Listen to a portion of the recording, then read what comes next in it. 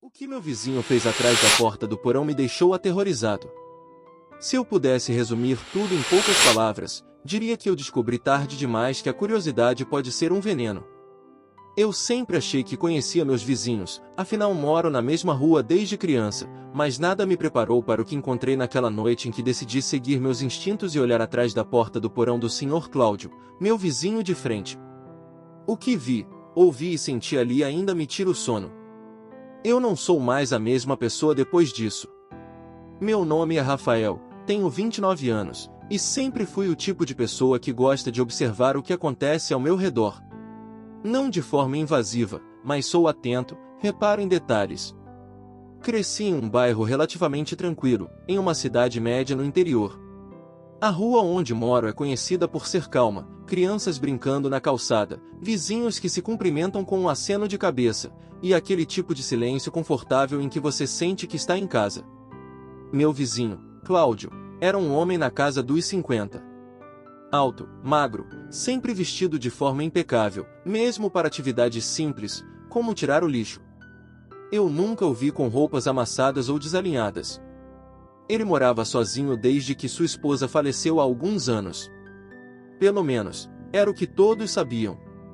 Ninguém entrava muito em sua casa, ninguém falava muito sobre sua vida pessoal. O máximo de conversa que eu já tinha tido com ele eram cumprimentos rápidos. Bom dia, tarde quente hoje, né? Mas havia algo nele que sempre me causava certo desconforto. Talvez fosse o jeito como seus olhos, frios e calculistas, pareciam atravessar a gente. Ou a maneira como ele ficava por longos minutos parado na varanda à noite, sem se mover, olhando fixamente para a rua deserta, como se esperasse por algo. Tudo começou a ficar estranho quando minha amiga Carolina, que mora 2 casas abaixo, comentou comigo. A partir desse dia, minha mente não descansou. Eu tentava me convencer de que não era problema meu, que cada um cuida da sua vida. Mas quanto mais eu tentava ignorar, mais atento eu ficava. Comecei a perceber coisas que antes passavam despercebidas, barulhos abafados durante a noite, como passos arrastados, e às vezes um som metálico, como correntes sendo arrastadas. Uma noite, por volta das 2 da manhã, acordei com um som estranho. Era um gemido. Não daqueles que poderiam ser confundidos com TV ou rádio, mas um som real, humano, de dor. Eu congelei na cama, tentando me convencer de que estava sonhando. Mas quando me levantei e abri a janela, vi que vinha da direção da casa de Cláudio. No dia seguinte, comentei com minha mãe, que mora comigo. Mãe, você já ouviu barulhos vindos da casa do Cláudio à noite? E, Rafael, não começa. Esse homem já sofreu muito com a morte da esposa. Vai ver, ele só é esquisito. A resposta dela deveria ter me acalmado, mas só me deixou mais intrigado. Porque, no fundo, eu sabia que não era coisa da minha cabeça. Eu comecei a observar mais. E quanto mais observava, mais sentia aquela estranha mistura de medo e adrenalina. Até que, numa sexta-feira à noite, aconteceu algo que não me deixou escolha. Eu estava chegando em casa quando vi Cláudio na calçada, com uma mala preta grande. Ele parecia cansado, suado, e olhava para os lados de forma nervosa. Assim que me viu, fez um aceno rápido e entrou no porão com a mala. Foi aí que percebi, ele não queria que ninguém visse o que estava fazendo. Eu deveria ter deixado para lá. Mas a curiosidade, misturada com uma sensação de que algo horrível estava acontecendo, me corroía. Passei a noite em claro, pensando no que poderia ter dentro daquela mala. Minha cabeça criava 1000 teorias, e nenhuma delas era boa. No dia seguinte, aproveitei que ele saiu de carro pela manhã e decidi me aproximar. O coração disparava no peito enquanto eu atravessava a rua. A porta lateral do porão parecia mais sinistra de perto. Eu toquei a maçaneta, sem realmente acreditar que estaria aberta. Mas estava. Ali, naquele instante, eu deveria ter voltado. Mas não voltei. Empurrei devagar, e um cheiro forte me atingiu. Não era fácil de identificar, uma mistura de metal, mofo e algo mais doce, enjoativo, como carne estragada. Meu estômago revirou. Desci os primeiros degraus e vi que a luz azulada vinha de lâmpadas improvisadas presas ao teto. O ambiente parecia uma mistura de oficina com laboratório. Mas o que realmente me deixou em choque foram as jaulas. 3 delas, alinhadas contra a parede, com grades grossas. E dentro de uma delas, encolhida num canto, havia uma menina. Não devia ter mais de 12 anos.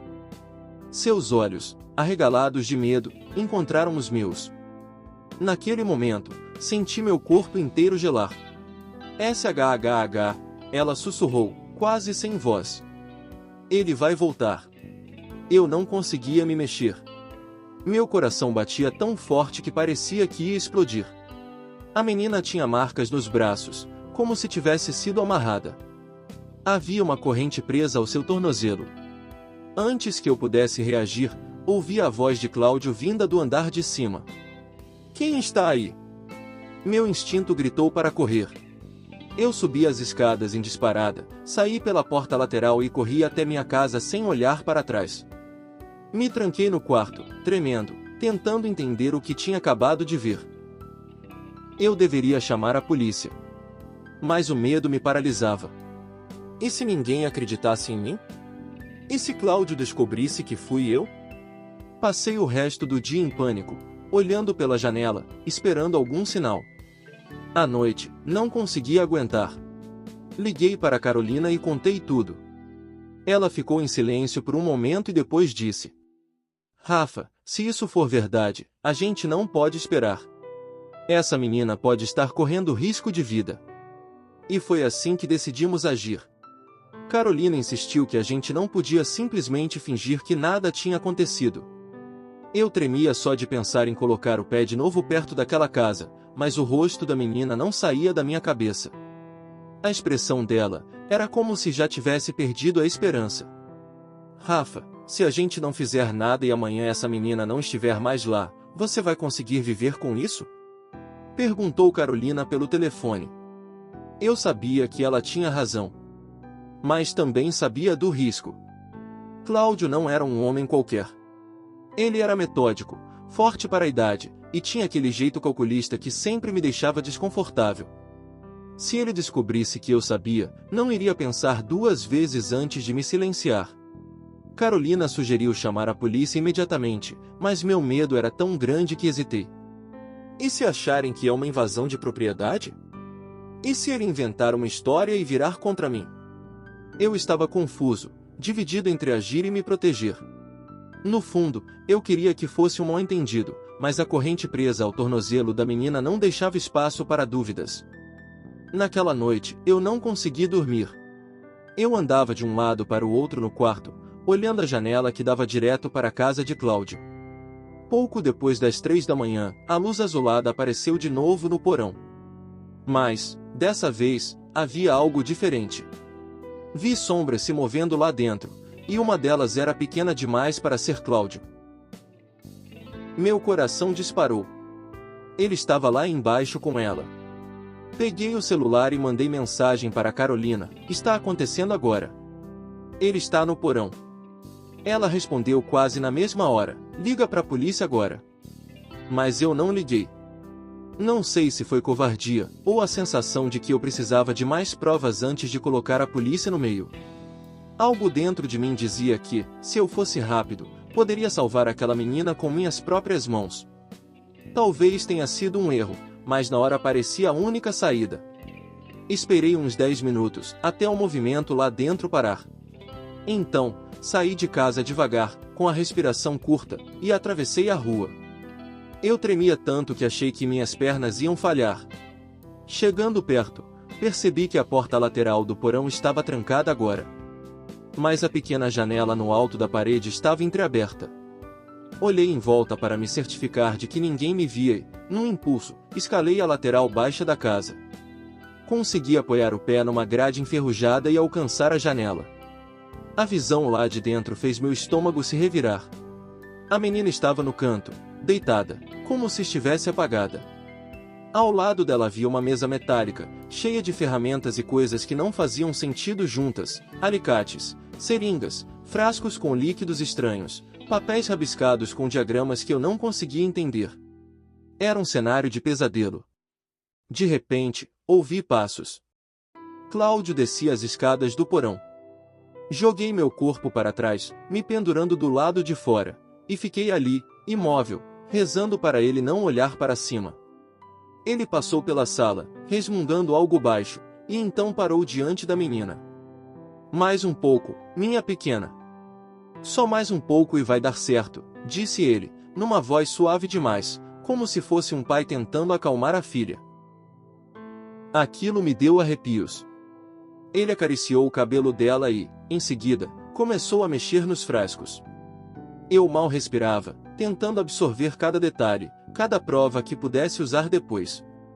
Mas, naquele instante, meus braços começaram a falhar. Eu não tinha mais força para me segurar na janela. Meu pé escorregou na grade enferrujada, fazendo um ruído metálico alto. O barulho ecoou na madrugada. Quem está aí? Gritou Cláudio, virando-se para a janela. O olhar dele encontrou o meu por um segundo. E aquele foi o momento mais aterrorizante da minha vida. Seus olhos não mostraram surpresa nem raiva imediata. Foi pior, mostraram calma. Como se ele já soubesse que isso aconteceria um dia. Corri. Não pensei em nada além de correr. Pulei para o chão, quase torcendo o tornozelo, e disparei em direção à minha casa. Atrás de mim, ouvi a porta do porão se abrir com força. Eu já estava dentro de casa quando ouvi sua voz ecoando pela rua. Rafael. Ele sabia meu nome. Tranquei todas as portas, todas as janelas. Minha respiração estava fora de controle. Peguei o celular e disquei o número da polícia com mãos trêmulas. A voz do atendente parecia distante quando expliquei, entre soluços, que havia uma criança presa no porão do meu vizinho. A espera foi interminável. Fiquei na janela, espiando, mas Cláudio não apareceu mais. Quando as viaturas chegaram, com as sirenes cortando o silêncio da rua, eu senti um misto de alívio e pânico. Acordaram o bairro inteiro. Vizinhos saíram às janelas, cochichando. Minha mãe saiu do quarto em choque, sem entender nada. Nos dias que seguiram a prisão, minha rua parecia um campo minado de cochichos. Cada vizinho tinha sua própria teoria sobre Cláudio. Alguns diziam que ele sempre foi estranho, outros juravam que já desconfiavam de algo. Mas a verdade é que ninguém sabia. Ele passou anos vivendo ao nosso lado, cruzando a rua com uma mala na mão, varrendo a calçada como qualquer um de nós. E mesmo assim, ninguém percebeu o monstro que existia dentro daquela casa. Eu mesmo não conseguia escapar da culpa. Se eu não tivesse visto a luz azul, se não tivesse tido coragem de entrar naquele porão, talvez Ana nunca tivesse sido encontrada. Mas, ao mesmo tempo, eu me perguntava, quantos antes dela não tiveram a mesma sorte? Aquela frase da carta, não era só ela, me corroía dia e noite. O caso ganhou repercussão na cidade, e a polícia começou a investigar outras casas que Cláudio havia alugado ao longo dos anos. Descobriram coisas que me tiraram o sono de vez, porões adaptados, restos de objetos infantis, roupas, diários interrompidos. A dimensão do que ele fazia era muito maior do que qualquer um imaginava. Carolina foi a única pessoa que realmente me apoiou. Ela me acompanhou em todas as entrevistas com a polícia, me ajudou a lidar com a imprensa e, principalmente, esteve ali quando as crises de pânico me pegavam de madrugada. Eu não conseguia dormir sem sonhar com correntes arrastando, com a respiração ofegante de Cláudio atrás da porta. Um mês depois, recebi outra carta. Desta vez com um carimbo da penitenciária. Não tive coragem de abrir.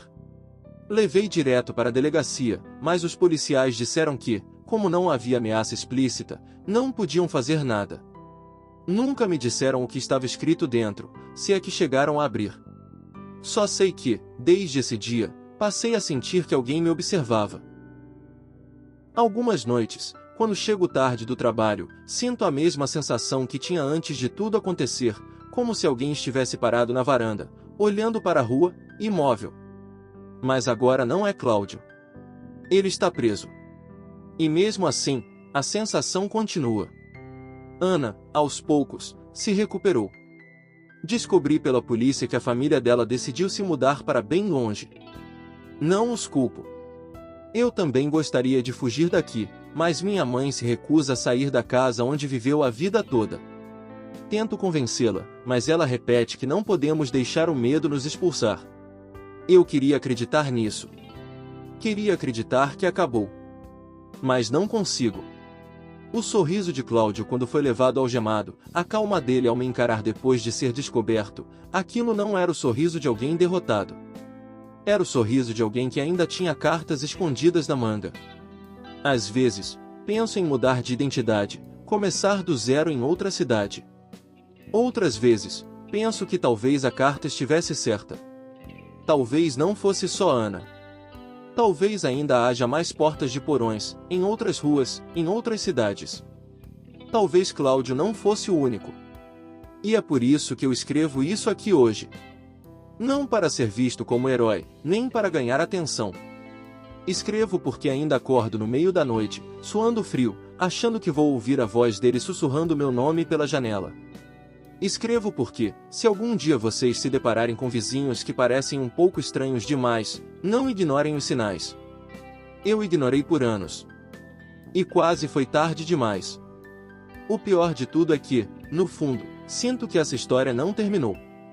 Porque, às vezes, quando passo pela porta do porão agora lacrada com cimento, ainda acho que escuto um som vindo lá de dentro. E eu juro que não é coisa da minha cabeça. E aí, pessoal, estão gostando dessa história? Quero muito saber a opinião de vocês. Deixem um comentário com o que acharam até agora e se colocariam no meu lugar. E não esquece de curtir e compartilhar para mais gente acompanhar essa trama inacreditável.